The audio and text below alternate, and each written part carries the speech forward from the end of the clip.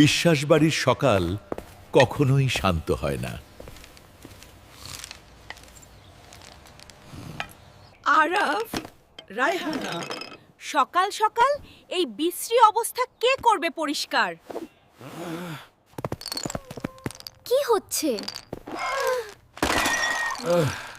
যেন মহাভারতের যুদ্ধ। ওগো দাদি, রায়ানের দিকে তাকান। আমি কি রোবট নাকি? পিঠা বানাই আর বাচ্চা সামলাই। মা, রায়ানকে একটু থামান, অফিসে দেরি হয়ে যাবে। আজ পিকনিক যাবে না? আমিও।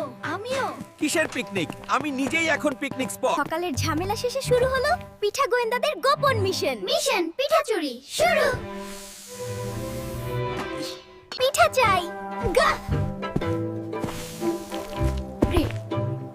রায়ান, কি করছিস? ওরে বাবা, আমার দুটো পিঠা গেছে কোথায়? আমি না, ওই খেয়েছে। এই বাদরগুলোর জন্যই শান্তি নাই। সবাই হাত ধুয়ে বসো। আজ অফিসে অনেক কাজ ছিল। শান্তিতে খেতে দেবে। আমি ঢেঁড়স ভর্তা খাবো না, পাস্তা চাই। আমারও পাস্তা চাই। সবুজ। চুপ। যা দিচ্ছি তাই খাবি। পুষ্টি ধুয়ে ধুয়ে খাইতে হয়। আমার পাঞ্জাবি। রায়হানা, আজ তোকে ছাড়ছি না। 6টা বাদর মাথায় নাচে। বিশ্বাসবাড়ির প্রতিটা দিনই এমন হুলস্থুল, হাসি কান্নায় ভরা। এই বিশৃঙ্খলার মাঝেই লুকিয়ে থাকে ভালোবাসা। আর প্রতিটি অগোছালো মুহূর্তই গড়ে তোলে পরিবারের মহাকাব্যস।